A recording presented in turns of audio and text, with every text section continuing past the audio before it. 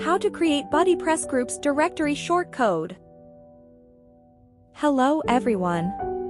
In this video, we are sharing with you how to create BuddyPress groups directory shortcode. By default, BuddyPress does not offer this feature. But with Youzify, you can have a groups directory shortcode where you can put it everywhere. Even you can put it on the block of any WordPress plugin builder such as Elementor, WP Bakery, DIVI, Thrive, etc. First, you need to install and activate the Youzify Pro version.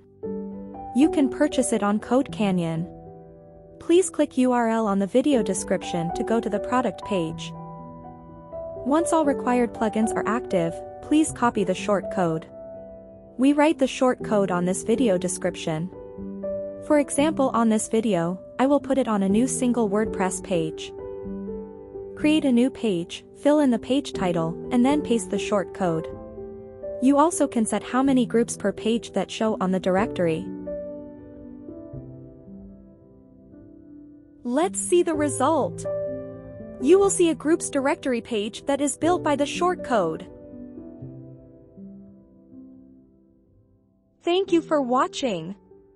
And see you in the next video.